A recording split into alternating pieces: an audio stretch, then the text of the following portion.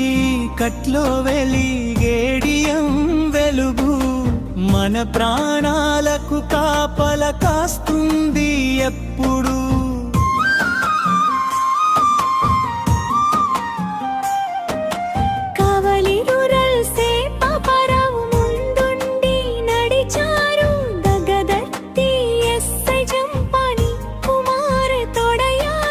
బిత్రగుంట Prabhakar SI చేతులు కలిపి ప్రమాద ప్రాంతాలను పరిశీలించారు దగ్గరగా చూసి.